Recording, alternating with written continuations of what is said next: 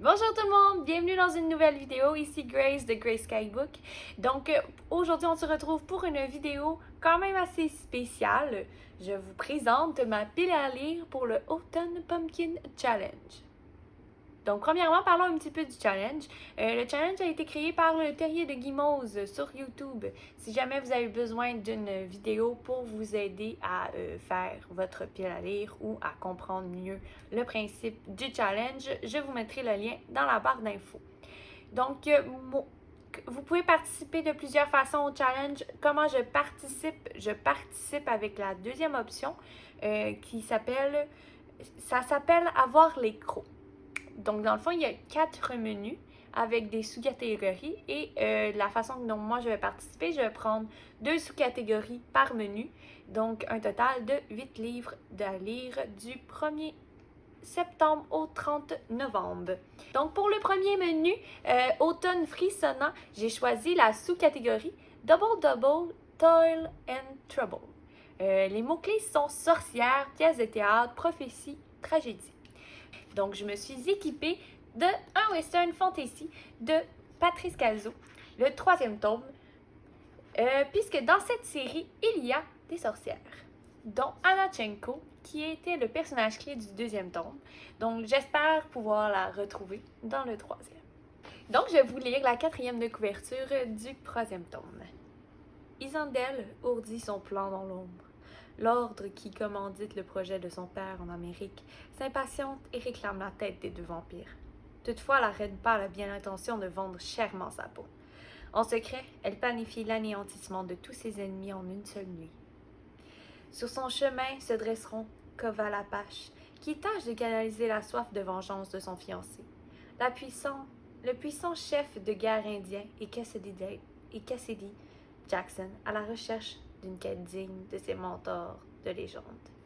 Leurs destins croiseront celui d'Anatchenko, ayant échappé de peu à la mort et qui porte en elle la flamme qui pourrait bien incendier le continent pour de bon.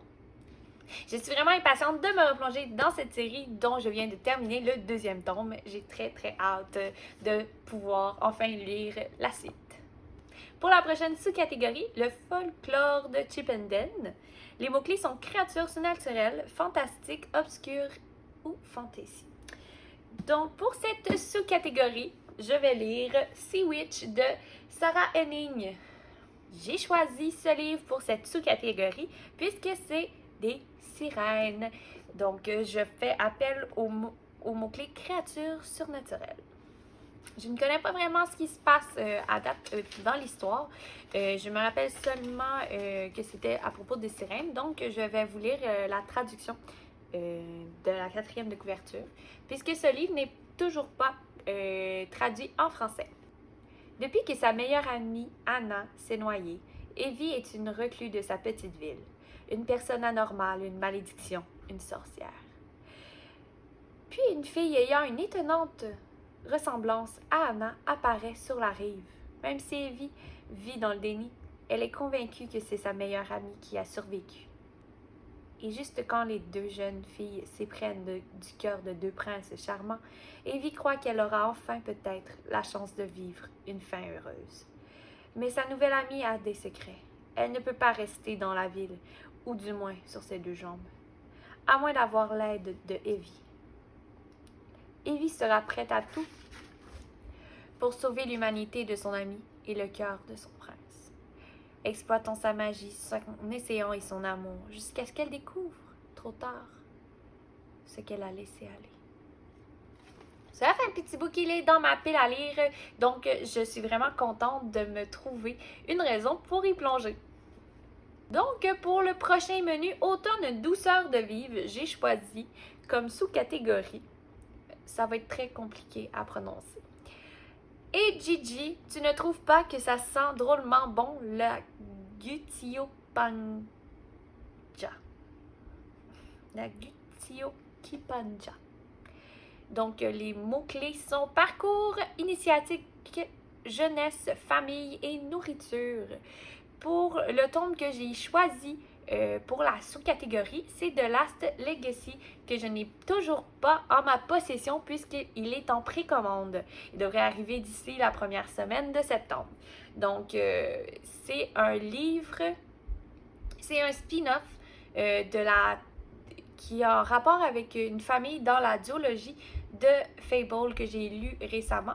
Donc, je suis vraiment contente de pouvoir le positionner là, puisque ça va être vraiment une lecture que j'avais vraiment envie de continuer. Lorsqu'une lettre de son oncle Henrik arrive à son 18e anniversaire, lui demandant de revenir à Bastion, Brynn est impatiente de se prouver à elle-même et de prendre sa place dans sa lignée. Henrik a des plans pour Brynn, mais elle doit gagner la confiance de tout le monde avant d'espérer d'avoir du pouvoir dans la délicate architecture de la famille. Si jamais vous vous intéressez à l'univers de Fable, j'ai fait une book review sur la duologie la semaine dernière, donc je vais vous mettre le lien dans le petit i. Pour la prochaine sous-catégorie, il suffit de se souvenir de rallumer la lumière. Les mots-clés sont donc feel good, santé mentale et émotion. Donc pour cette sous-catégorie, j'ai choisi le mot-clé santé mentale. Donc je vais devoir lire Turtle All the Way Down de John Green. Il est aussi traduit en français Tortue à l'infini. Je ne connais vraiment pas beaucoup l'histoire de ce roman. Je me le suis procuré il y a très longtemps. Donc, je vais vous lire le synopsis. Asa, 16 ans, n'avait pas l'intention de tenter de résoudre l'énigme de ce milliardaire en fuite, Russell Pickett. Mais une récompense de 100 000 $ est en jeu et sa meilleure et plus intrépidante amie, Daisy, a très envie de mener l'enquête. Le personnage est atteint de troubles anxieux, donc c'est pourquoi je l'ai mis dans cette catégorie avec le mot-clé santé mentale. J'ai vraiment très hâte de me plonger dans ce livre qui me fait envie depuis si longtemps et je suis bien heureuse d'avoir pu l'introduire dans mon challenge. Pour le prochain menu, Automne enchanteur, j'ai choisi une des sous-catégories Nom d'une dune avec les mots-clés écologie, anticipation, science-fiction, post-apocalyptique. J'y ai introduit dans mon challenge The 100 Homecoming. Je suis présentement en train de lire le second tome de la série Day 21, donc j'avais vraiment envie de pouvoir poursuivre ma lecture dans cette série, donc j'y ai introduit ce tome. Donc je l'ai relié au mot post-apocalyptique puisque c'est un univers qui se passe dans une centaine d'années où des gens auraient vécu dans l'espace et qui tenteraient de retourner sur Terre pour y vivre. Pour l'histoire de The 100, pour ceux qui n'auraient pas vu la série, c'est l'histoire de 100 jeunes brigands qui se font propulser sur la planète Terre en test pour savoir si la Terre est maintenant vivable pour la race humaine. Donc on découvre plusieurs personnages, dont mes deux personnages préférés, Bellamy et Clark. Donc c'est pour ça que je voulais vraiment me plonger dans cette histoire, puisque dans la série, je trouve qu'on ne touche pas assez à leur histoire commune. Donc j'avais vraiment hâte de découvrir ce que les livres en disaient. Pour la catégorie princesse avec les mots-clés inclusivité, LGBTQI+,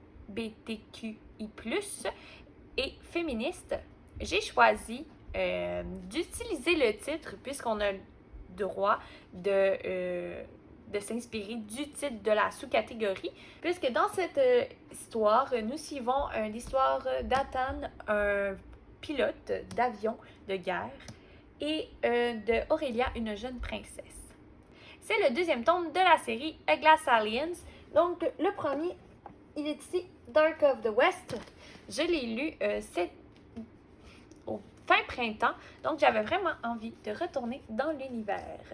Donc, pour vous mettre un peu en contexte, l'histoire de Aurélia est une princesse dans un pays où la royauté est encore présente. Elle ne comprend pas trop l'univers de Athan qui est comme... Il n'y a aucune hiérarchie, il n'y a aucune royauté dans le pays de Athan. Athan est un pays de guerre. C'est vraiment que c'est c'est l'armée qui dirige son pays. Donc lui, son père étant dirigeant d'armée, il ne connaît pas trop la royauté. Et son père l'exige un peu à faire partie de l'armée. Donc lui, il a décidé de devenir pilote. Après que la mère de Hathan soit morte subitement par un attentat, le père d'Hathan décide de trouver le coupable et ils ont des soupçons sur la famille de Aurelia. Donc le père d'Hathan décide de faire en sorte que son garçon arrive undercover dans le pays de Aurelia et que Aurelia puisse follement tomber amoureux de Hathan ou de se confier à Hathan, peut-être pour trouver des raisons quelconques qui auraient pu avoir un lien avec le meurtre de sa mère. Donc, c'est un roman que j'avais vraiment envie de retomber dans l'univers et je suis vraiment heureuse de pouvoir lui aussi l'avoir intégré dans mon challenge. Pour le dernier menu Automne des mystères, j'ai choisi la sous-catégorie Le destin perdu avec les mots-clés temps, horloge, énigme, puzzle, historique et steampunk. Donc, pour un roman historique, je vais me plonger dans le roman Conquérante Qingxi, la reine pirate de Patrice Cazot. Je vais vous lire la 4e de couverture pour vous mettre l'eau à la bouche. L'histoire est remplie de femmes si puissantes qu'elles ont bouleversé leur époque et subjugué leurs contemporains. Des femmes brillantes, influentes, parfois sans pitié, de véritables conquérantes. 1801. Les pirates sèment le chaos dans les mers du sud de la Chine. À bord d'une jonque de guerre, la jeune chinoise Qingxi lutte pour sa survie. Aspirée par la bataille que se livrent les commandants cruels des flottes rivales, elle entreprend de se hisser à la tête de la coalition formée par le terrible capitaine Cheng Un. Assaillie de toutes parts, elle devra prouver sa valeur dans ce monde hostile, déjouer les machinations de ses adversaires et mettre à profit toutes ses ressources afin d'assurer sa souveraineté sur les mers. Bientôt son nom terrorisera jusqu'à ses ennemis les plus redoutables. De célèbres pirates tels que Barbe Noire, Henry Morgan ou William Kidd feront pâle figure à côté de la légendaire Qingxi. L'histoire me semble particulièrement intéressante puisque je ne connaissais pas ce personnage historique qui est Qingxi et j'ai vraiment hâte de pouvoir me plonger dans son histoire. Donc, pour la dernière sous-catégorie dont je vais lire un livre, c'est Cabinet de curiosité. Les mots-clés sont art, science, musée, singularité et étrangeté. Avec le mot-clé art, je me suis donc procuré dans ma pile à lire d'art et de sang, l'art du vol de Benjamin Faucon. D'après moi, ce roman a été écrit pour cette catégorie, donc j'avais vraiment hâte de pouvoir vous le présenter. Depuis des siècles, les grandes œuvres d'art disparaissent. Un seul indice est retrouvé après le passage de ces mystérieux voleurs, de vagues témoignages mentionnant un homme masqué. Voilà le peu d'informations dont dispose Agnès Watson, agente d'Interpol. Pourtant, la jeune femme cherche par-dessus tout à mettre la main sur ce mystérieux criminel qui empoisonne sa vie depuis tant d'années, au point de la rendre folle. Est-ce la raison qui la pousse à faire appel au consultant le plus inutile qui soit? L'arrivée de cet artiste aussi énervant que fainéant l'amènera pourtant plus proche qu'elle ne l'a été auparavant de ce mystérieux voleur. Mais s'agit-il d'un simple hasard? C'est avec ce roman que se termine ma pile à lire pour le Pumpkin Autumn Challenge 2021. J'espère que vous avez apprécié la vidéo. N'oubliez pas de vous laisser un petit like avant de partir, de sonner la cloche, de vous abonner. Et on se dit à la prochaine!